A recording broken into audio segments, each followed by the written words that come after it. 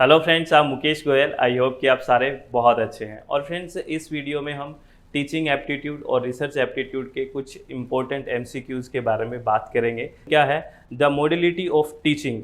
ये क्वेश्चन मैंने शायद दूसरी या तीसरी बार पूछ रहा हूँ, अब गलत नहीं करना है, सोच के करना। The modality of teaching has to be differentiated from training and instructing in terms of which of the following learning outcome. ये कहते हैं जो टीचिंग का है वो ट्रेनिंग और इंस्ट्रक्शन के अलावा है। और क्यों अलावा है? ऐसा सीखने में क्या परिणाम आता है कि वो ट्रेनिंग और इंस्ट्रक्शन के अलावा है टीचिंग, यानी कि उससे अलग है, बहुत अलग है। और किस हिसाब से अलग है? क्योंकि जो लर्निंग आउटकम आता है, जो सीख के हम एक परिणाम देते हैं, वो बहुत ज़बरदस्त वाला आता है। वो डिफ्रेंशिएट करता है किसको? टीचिंग को ट्रेनिंग और इंस्ट्रक्शन से। क्यों करता है? कौन सा ऑप्शन इसमें फिट बैठ रहा है? ठीक है, ऐसी क्या खासियत है टीचिंग में जो लर्निंग आउटकम ट्रेनिंग और इंस्ट्रक्शन में तो नहीं आता लेकिन टीचिंग में आता है? ऐसी क्या चीज़ है? इसी क्वेश्चन को मैं हिंदी में दिखा देता हूँ, शायद और आपको क्लियर हो जाए। आराम से सुनना है, ठीक है। शिक्षण के तौर तरीकों को निम्नलिखित प्रशिक्षण परिणामों में से किसके संदर्भ में या प्रशिक्षण निर्देशों से विभेदित करना है। यानी शिक्षण के ऐसे कौन से परिणाम आते हैं जिसकी वजह से हम इसको प्रशिक्षण और निर्देश से अलग कर सकते हैं। तो आप इस बात को सोचिए और बिल्कुल तथ्य के हिसाब से, कंसेप्ट के हिसाब से इसका आंसर कीजिए, ठीक है। ऐसी कौन सी चीज़ होती है टीचिंग में?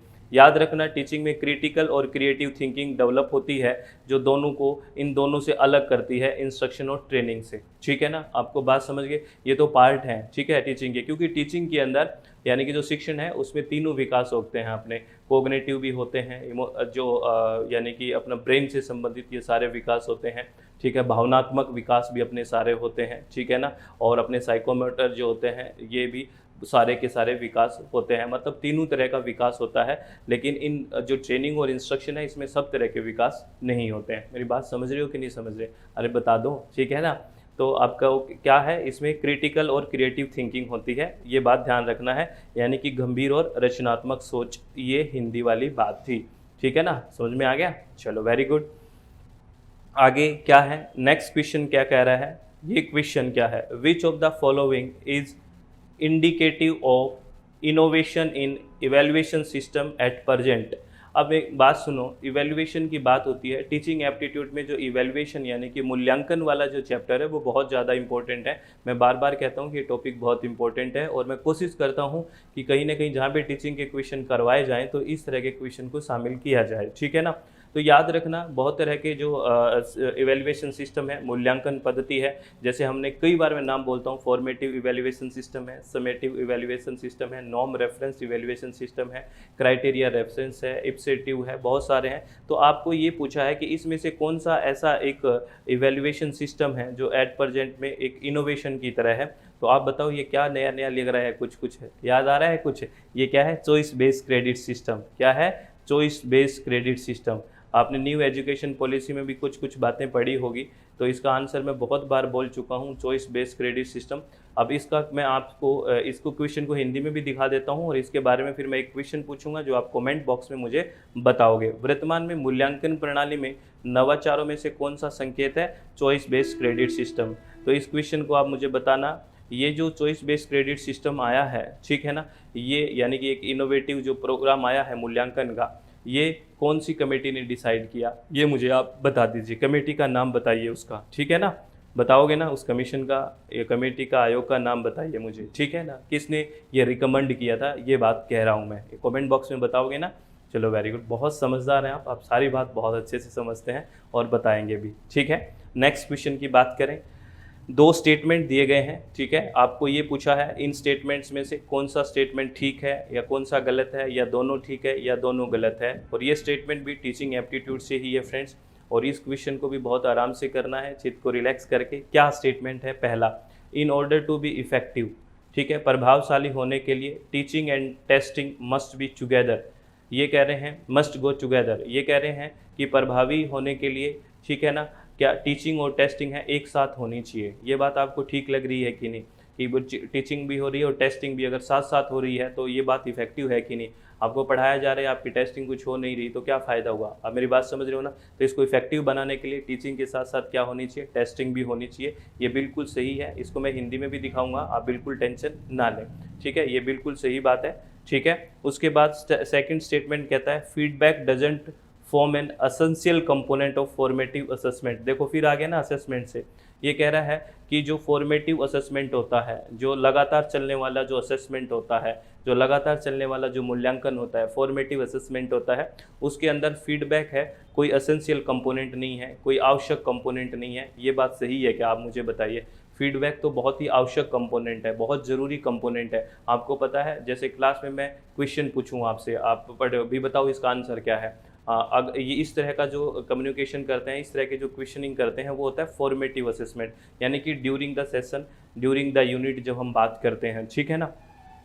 तो अगर फीडबैक नहीं देंगे तो बात कहाँ हुई, वो अच्छा असेसमेंट थोड़ी रहेगा। अगर फीडबैक होना ज़रूरी है, और फॉर्मेटिव असेसमेंट में तो फीडबैक बहुत ही ज़रूरी है और असेंशियल कंपोनेंट है। और इसमें कह रहे हैं फीडबैक डजंट फॉर्म में असेंशियल कंपोनेंट, कि फीडबैक इसमें आवश्यक घटक नहीं है, ये बात कर रहा है। तो ये तो गलत हो गया, बिल्कुल ही गलत हो गया कि नहीं। अरे आपको समझ आ रहा है ना, प्लीज़ सही से बताओ, चित्त को रिलैक्स रख के काम कर रहे हो ना। तो स्टेटमेंट 1 ठीक है, स्टेटमेंट 2 गलत है। तो हम चलते हैं वो ऑप्शन ढूंढते हैं। Statement 1 is correct but statement 2 is incorrect, ठीक है, ये बात हो गई, ठीक है, बिल्कुल सही हो गई। चलो वेरी गुड। इसी क्वेश्चन को अगर हिंदी में देखना है तो हम हिंदी में देख लेते हैं। नीचे दिए गए 2 कथन हैं, क्या है, प्रभावी होने के लिए शिक्षण और प्रेक्षण एक साथ होना चाहिए, ठीक है, बहुत अच्छी बात है। प्रतिक्रिया स्वरूपात्मक मूल्यांकन का एक अनिवार्य घटक नहीं है, यानी कि फॉर्मेटिव का नहीं है, जबकि फीडबैक तो एक ज़रूरी चीज़ है, तो ये गलत हो गया। तो इसका आंसर क्या चला जाएगा, वही जो बात करी थी, कथन 1 सही है लेकिन कथन 2 गलत है। मेरी बात समझ में आ रही है। चलो वेरी गुड, बहुत अच्छे से समझ रहे हो आप हर चीज़ को। और नेक्स्ट क्वेश्चन क्या है, ये क्वेश्चन है रिसर्च एप्टीट्यूड से लिया हुआ क्वेश्चन है, रिसर्च एप्टीट्यूड से लिया हुआ क्वेश्चन है, क्योंकि ये बात कर रहा है statistics in a research situation. When a particular statistics in a research situation is evidently declared to be significant. ये सिग्निफिकेंट है, ध्यान रखना, ये शब्द है, यही अपने आप में इस क्वेश्चन का आंसर लेके घूम रहा है। विच of the following decision will be considered tenable, इसमें से कौन सी कंडीशन होएगी। अब देखो आपने बात, ये हाइपोथेसिस से क्वेश्चन है, और 2 तरह की हाइपोथेसिस है, एक तो नल हाइपोथेसिस होती है और एक अल्टरनेट हाइपोथेसिस होती है, ये बात सबको पता है ना। और नल हाइपोथेसिस क्या कहता है, देयर इज़ नो डिफरेंस, इसकी बात करता है, और ये कहता है हाँ है डिफरेंस, यानी सीधी सी बात है, ये सिग्निफिकेंट की बात करता है, ठीक है, कौन सा, अल्टरनेटिव हाइपोथेसिस। और किसी भी रिसर्चर का काम होता है नल हाइपोथेसिस को रिजेक्ट करना, ये बात बहुत बार कर चुके हैं हम। तो अब अगर सिग्निफिकेंट है तो सीधी सी बात है, नल हाइपोथेसिस क्या हो जाएगी, रिजेक्ट हो जाएगी, और अल्टरनेटिव हाइपोथेसिस एक्सेप्ट हो जाएगी। सिग्निफिकेंस तो तभी है ना, अरे तभी है ना, तभी तो मतलब वेरी कर रहा है चीज़ों के साथ। तो चलो इसमें ऐसे ऑप्शन देखते हैं। तो सबसे पहला ऑप्शन क्या है देखते हैं, ये कह रहा है नल हाइपोथेसिस इज रिजेक्टेड, सही बात है, नल हाइपोथेसिस रिजेक्ट हो जाएगी क्योंकि सिग्निफिकेंट शब्द है। अल्टरनेटिव हाइपोथेसिस एक्सेप्टेड, सही बात है, जैसे ये तो सीधी सी बात है, जैसे ही नल हाइपोथेसिस रिजेक्ट होएगी अल्टरनेटिव हाइपोथेसिस एक्सेप्ट हो जाएगी, ये भी सही है, ठीक है। और नीचे 2 ही ऑप्शन है तो ज़्यादा पढ़ने की ज़रूरत ही नहीं है, ए और बी दोनों ठीक है, बस बात खत्म। ये लो टाइम बच गया अपना, ए और बी दोनों ठीक है। अरे बात समझ में आई कि नहीं आई, बता दो प्लीज़, समझ में आ रही है। चलो वेरी गुड। इसी क्वेश्चन को मैं हिंदी में दिखा देता हूँ। जब किसी शोध स्थिति में किसी विशेष आंकड़े को स्पष्ट रूप से महत्वपूर्ण घोषित किया जाता है, ठीक है ना, महत्वपूर्ण घोषित किया जाता है, तो निम्नलिखित में से कौन सा निर्णय तर्कसंगत माना जाएगा। नल परिकल्पना को खारिज कर दिया जाता है और वैकल्पिक परिकल्पना स्वीकार की जाती है, ये बात है, ठीक है। मेरी बात समझ में आ रही है आपको। चलो वेरी गुड, ठीक है। नेक्स्ट क्वेश्चन की बात करें, ए और बी, यहाँ ये आंसर हो गया। चलो नेक्स्ट क्वेश्चन की बात करते हैं। नेक्स्ट क्वेश्चन ये भी रिसर्च से लिया हुआ क्वेश्चन है, इंडिपेंडेंट की बात कर रहा है, वेरिएबल की बात कर रहा है। ये भी बहुत इंपॉर्टेंट क्वेश्चन है और मैक्सिमम एग्जाम्स में, यानी कि जहाँ पे रिसर्च पूछी जाती है वहाँ पूछा जाता है। विच of the following feature best describe an independent variable. नीचे कुछ करेक्टरिस्टिक्स लिखी गई है और आपको पूछा गया है कौन सी करेक्टरिस्टिक्स ऐसी हैं जो इंडिपेंडेंट वेरिएबल यानी कि स्वतंत्र चर को परिभाषित करती है, डिस्क्राइब करती है। तो मैं आपको बता दूं, 2 वेरिएबल होते हैं जब हम एक्सपेरिमेंटल रिसर्च करते हैं, ठीक है ना। तो 2 वेरिएबल लेते हैं, एक तो होता है इंडिपेंडेंट वेरिएबल यानी कि स्वतंत्र वेरिएबल, और एक होता है डिपेंडेंट वेरिएबल यानी कि परतंत्र वेरिएबल।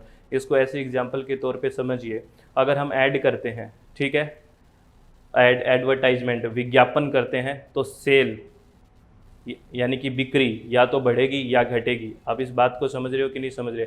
मान लो किसी से आपने शू की ऐड करवाई, ठीक है ना, तो और उस ऐड करवाने से हो सकता है कि वो सेल उस शू की बढ़ जाए, बिक्री बढ़ जाए या घट जाए, कुछ भी हो सकता है। तो यहाँ पे इंडिपेंडेंट कौन सी चीज़ है? इंडिपेंडेंट कौन सी चीज़ है? इंडिपेंडेंट चीज़ है ये ऐड, क्योंकि इसमें आप चेंज कर सकते हो, ये स्वतंत्र है। और डिपेंड कौन सा है? सेल। सेल में आप चेंज नहीं कर सकते, आप चेंज कर सकते हो इंडिपेंडेंट में, यानी कि एडवर्टाइजमेंट में, एग्जाम्पल के तौर पे। लेकिन इस पे डिपेंड कौन है? सेल है, ठीक है ना। तो इंडिपेंडेंट वेरिएबल आप मैनिपुलेट कर सकते हो, आप किस से ऐड करवाते हो आपके हाथ में है, आप किसी से भी करवा सकते हो, ठीक है ना। जबकि डिपेंडेंट वेरिएबल है उसमें मैनिपुलेट नहीं होता, वो तो इंडिपेंडेंट वेरिएबल की वजह से कुछ न कुछ फ़र्क हो सकता है उस पर। मेरी बात समझे कि नहीं समझे? तो आप सीधा सा ये कह सकते हो कि इंडिपेंडेंट वेरिएबल इसलिए इंडिपेंडेंट वेरिएबल है कि इंडिपेंडेंट वेरिएबल हम उसमें मैनिपुलेट कर सकते हैं, और डिपेंडेंट वेरिएबल इसलिए डिपेंडेंट वेरिएबल है क्योंकि वो इंडिपेंडेंट वेरिएबल पे डिपेंडेंट होता है। यही तो बात हुई ना। तो सीधी सी बात है इस, और ये एक तरह से ये सेल है ये, और ये क्या है? ऐड है। अगर सेल बढ़ती है या घटती है, या सेल हो सकता है बढ़ जाए, बिक्री हो सकता है घट जाए, ठीक है ना, तो इसका कारण क्या है? इसका कारण है ऐड। ऐड कोई बहुत अच्छी चल गई तो सेल बढ़ जाएगी, अगर नहीं चली तो सेल घट जाएगी, ठीक है। तो यहाँ पे कारण क्या है? किसका कारण है? कारण यहाँ पे ऐड है, यानी कि कोज है, कोज ऐड है, और ये इफेक्ट है, इसका इफेक्ट पड़ेगा ना इस पे। अरे बात समझ रहे हो कि नहीं समझ रहे? तो कोज एंड इफेक्ट रिलेशनशिप बन गया। अरे बन गया कि नहीं बन गया? तो यहाँ पे कोज कौन सा वेरिएबल है? इंडिपेंडेंट, और इफेक्ट कौन सा है? Dependent variable. ये बात समझ में आई कि नहीं आई? अरे बता दो प्लीज़, ठीक है, आ गई होगी। तो अब चलो इस ऑप्शन को पढ़ते हैं। It is the cause in the cause effect relationship. Independent variable के बारे में पूछा है, ये कह रहा है किसी भी कोज इफेक्ट रिलेशनशिप में इंडिपेंडेंट वेरिएबल कोज होता है। सही बात है, अभी तो देखा है हमने कोज होता है, देखो, ठीक है। It is the effect in the नहीं, इफेक्ट नहीं होता, इफेक्ट तो डिपेंडेंट होता है, ठीक है। It is the condition of characteristics which is manipulated in the experiment study. ऐसी कंडीशन और कैरेक्टरिस्टिक होती है जिसको हम मैनिपुलेट कर सकते हैं। कर रहे हो ना आप मैनिपुलेट, ऐड किसी भी से करवा सकते हो आप एक्सपेरिमेंट। तो ये भी ठीक है, ए और सी बिल्कुल ठीक है, कोई दिक्कत नहीं है। अगर दो दो ही ऑप्शन है तो हमें कहीं जाने की ज़रूरत ही नहीं है। ए और सी ये लो, ये हो गया, दो दो ही ऑप्शन है, बिल्कुल ठीक है। अरे बात समझ में आई कि नहीं आई? आ गई होगी, चलो वेरी गुड। ये सारे क्वेश्चन चित्त को रिलैक्स करके मन की शांति से करने हैं फ्रेंड्स, किसी भी तरह की कोई टेंशन नहीं लेनी है। इसी क्वेश्चन को हम हिंदी में देख लेते हैं। निम्नलिखित में से कौन सी विशेषताएं अनुसंधान में एक स्वतंत्र चर का सबसे अच्छा वर्णन करती है? यह कारण प्रभाव में कारण है, ठीक है, यानी कि कोज है। यह वह स्थिति या विशेषता है जिसका किसी प्रायोगिक अध्ययन में हेरफेर किया जाता है, यानी कि मैनिपुलेट किया जाता है। तो आंसर आ गया ए और सी is the right answer.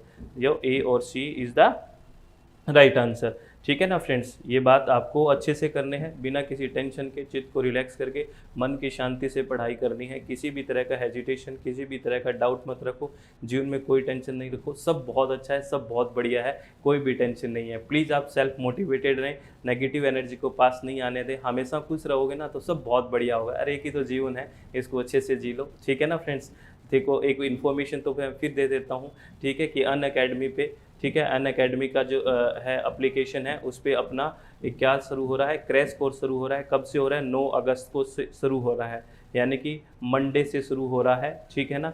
Monday से शुरू हो रहा है, 9 अगस्त से शुरू हो रहा है। उसकी टाइमिंग क्या है? शाम को 5:15 बजे, ठीक है। हम लाइव पढ़ेंगे पेपर 1 को, पूरा का पूरा कंप्लीट लाइव पढ़ेंगे, ठीक है। और ये कहाँ जाके आपको करना है, ये भी मैं डिस्क्रिप्शन बॉक्स में इसका लिंक डाल दूंगा, ठीक है ना, कि कैसे आपको यहाँ का सब्सक्रिप्शन लेना है, तो मैं लिंक डाल दूंगा। और सब्सक्रिप्शन अगर आप लेना चाह रहे हैं, अगर आपको लगता है कि मेरा बेनिफिट होगा, तो आप एक काम कर सकते हैं, एक कोड यूज़ कर सकते हैं, रेफरल कोड जिसको बोलते हैं, वो है SWMG success with Mukesh Goyal 257।